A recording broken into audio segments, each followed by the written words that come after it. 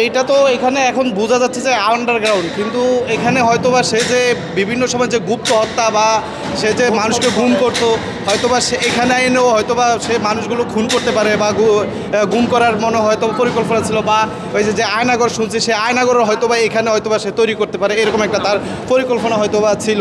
ঠিক আছে, সেই পরিকল্পনা থেকে হয়তোবা এই জায়গাটা সে এখানে তৈরি করা, কারণ এখানে একটা তার আন্ডার সম্পূর্ণ এটা তার আন্ডারে থাকবে, এই নিরাপত্তা স্থানটাই সে হয়তোবা বেছে নিচ্ছে আয়নাগরের পরিকল্পনা হিসেবে। ধানমন্ডির 32 নম্বরে যেই বাড়িটি রয়েছে পাশেই যে নতুন করে একটি ভবন তৈরি করা হচ্ছিল, সেই ভবনের নিচে কিন্তু 3 তলায় আন্ডারগ্রাউন্ড রুম রয়েছে অনেকগুলো। সেই রুমগুলো কিন্তু এখন আলোচনায় এসেছে, সবাই মনে করছেন হয়তো বা এগুলো আয়নাগরের মতো বানানো হতো, সেই চিন্তাই কিন্তু করছিলাম। আমরা একটু নিচে আপনাদেরকে একটু দেখাবো।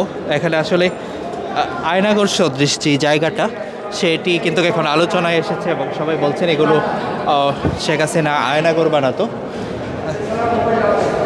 আমরা একটু এখানে আপনাদেরকে নিয়ে এসেছি ডেইলি সানা, একটু ঘুরিয়ে দেখাবো জায়গাটা।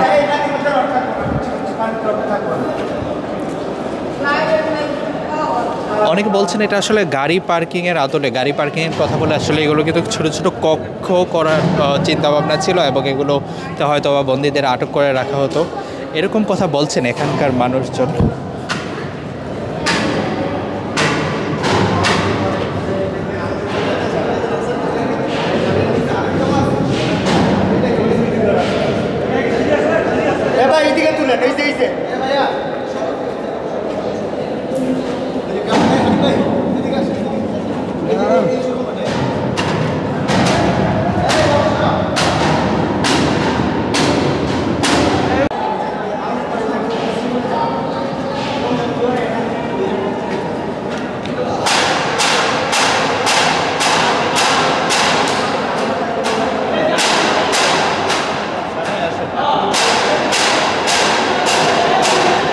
আপনারা যেই ধানমন্ডি 32 নম্বরের যে ভবনের পাশের আরেকটি ভবন রয়েছে, সেই ভবনের যে আন্ডারগ্রাউন্ডগুলো সেগুলো কিন্তু আমরা দেখাচ্ছিলাম আপনাদেরকে ঘুরে ঘুরে, এবং এখানকার যারা দেখছেন দর্শনার্থীরা তারা বলছিলেন এই আন্ডারগ্রাউন্ডগুলো এগুলো এমনভাবে তৈরি করা হয়েছে যে এখানে হয়তো বা গুপ্ত হত্যা বা কাউকে লুকিয়ে রাখার মতো ব্যবস্থা করা হয়েছিল, তেমনটাই মনে করছেন এখানে আসা যারা দর্শনার্থীরা আসছেন তারা বলছিলেন এমনটাই।